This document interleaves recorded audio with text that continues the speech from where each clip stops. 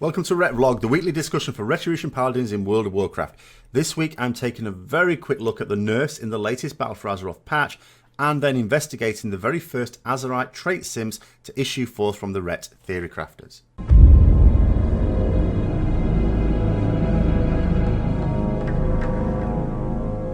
Alright, so let's cover the brief changes so far before we look at Azerite traits. Now, we've had an overall nerf to the aura, which basically means all our abilities were nerfed by a flat percentage because we were doing a bit too damage. I sort of noticed that in the raid testing that I've been doing over the last few weeks, tended to be doing a lot more damage than some other classes. So some classes have had a few nerfs, or some specs specifically, some have had a bit of a buff as the tuning starts. So we are now well into tuning.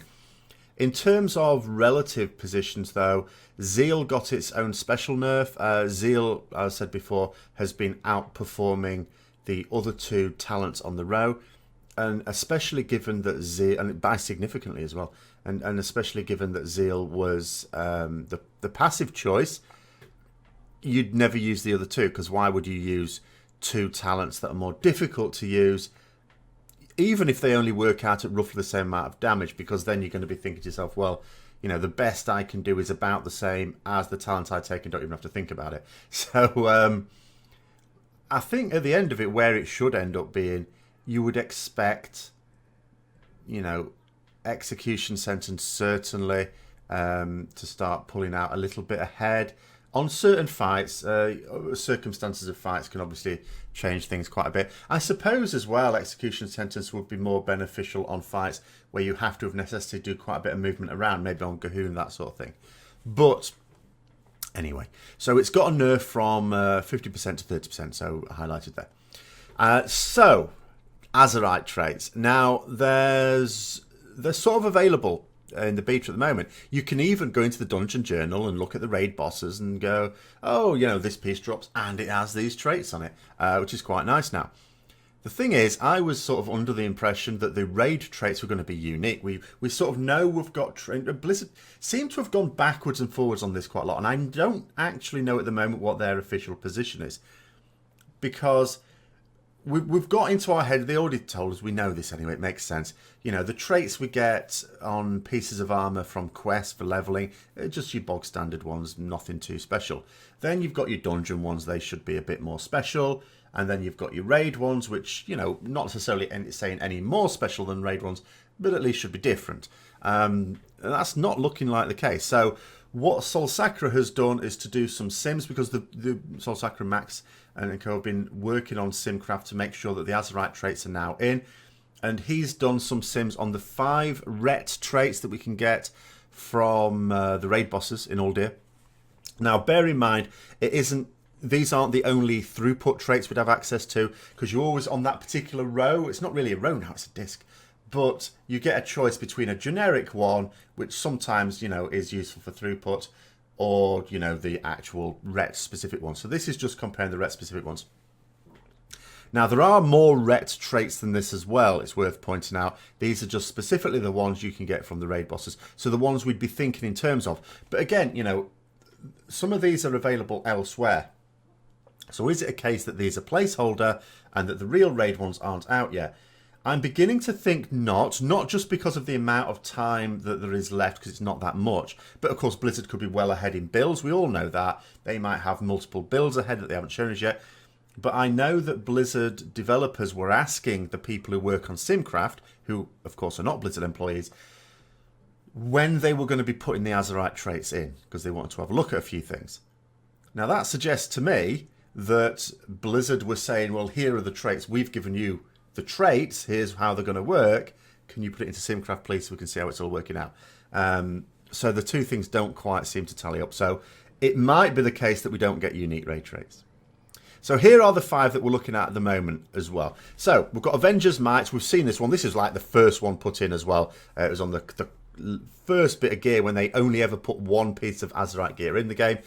So when your Avenging Wrath is active, remember that also includes Crusade, that your mastery is increased by a certain amount. How much depends on the item level of the thing, so don't worry about values there. Divine Right, a weird one, but when you use your Divine Storm, then on an enemy that's below 20% health, so it's like an execute type thing, you get yourself a strength buff.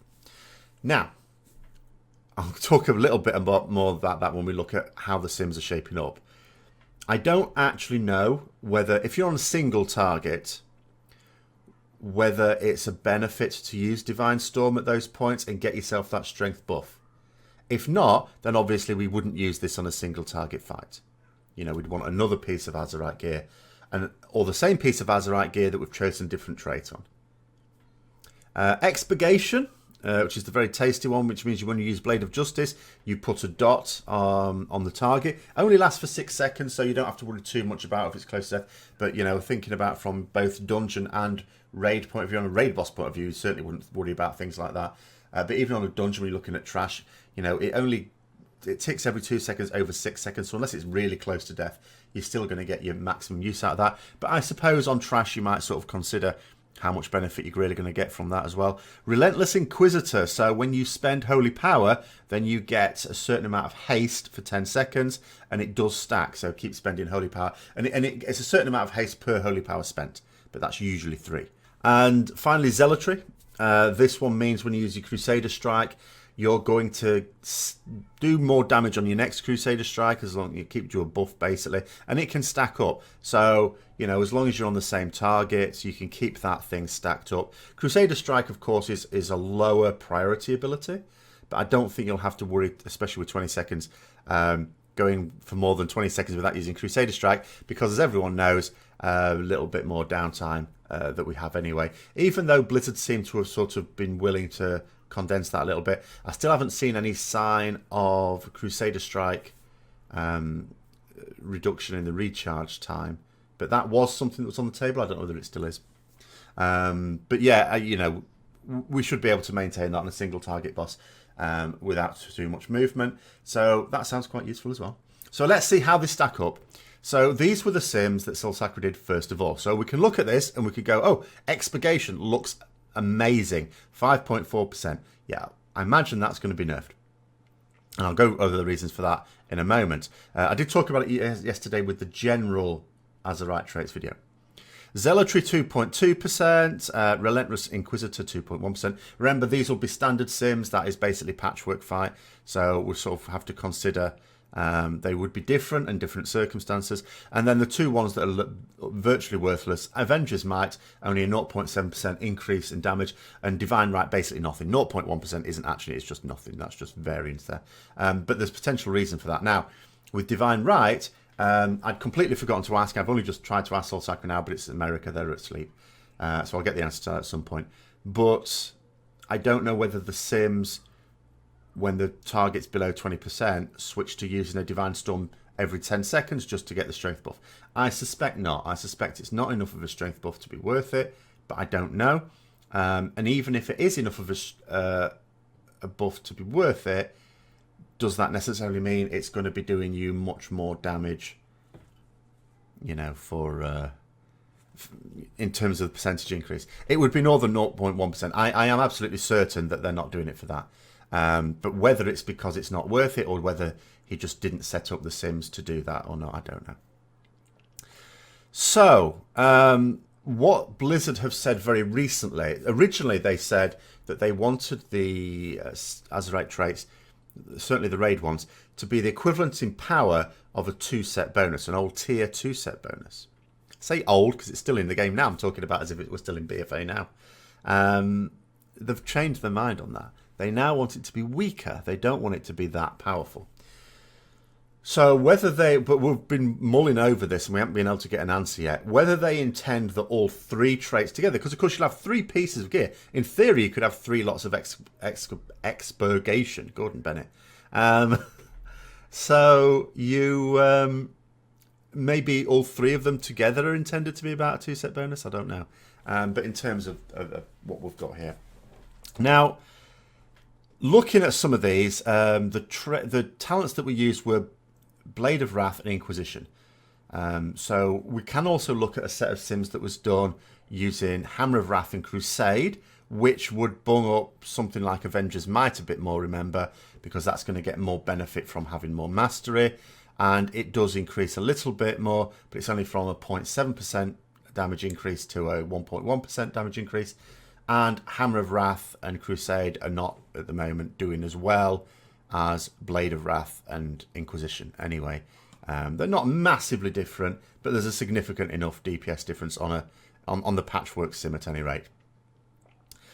So, Expurgation in both cases is looking out there, but obviously too much. Blizzard, I don't think, are going to want that. At the same time, something like Avengers March is obviously too weak. Even if they want it weaker, I don't think they want it that weak. Maybe the round about 2% is roughly in line with where they want it. Who knows? If so, then it looks like Zealotry, Relentless, Inquisitor are looking pretty okay as well. In terms of situations, because it'll be one of these things, because someone will ultimately want to know what are our BIS Azerite traits, just like they wanted to know what were the BIS traits for relics in Legion, because, you know, similar sort of thing. And it will be circumstantial with this one. It will depend. So hence the importance. If these end up being significantly powerful, and for min-maxes, of course, they will be, but for everyone else, who knows? It's why you're going to want multiple sets of gear so you can swap between for different fights. And so thinking of circumstances, so Avengers Might, so increasing the mastery there. That's going to benefit you more if you're going to be doing more holy power damage dealing. So that includes things such as, for example, Hammer of Wrath. And it'll also benefit with Crusade. The reason for that is because Crusade window lasts longer than Avenging Wrath window, so you get an extra Hammer of Wrath out. So those two synergize well there, and will benefit from more mastery. It's just that with the stage we are at tuning at the moment, it's not better to take those two talents than Blade of Wrath and Inquisition. They're just working better at the moment. Divine Rights, obviously AoE type situations is where that's going to be most useful.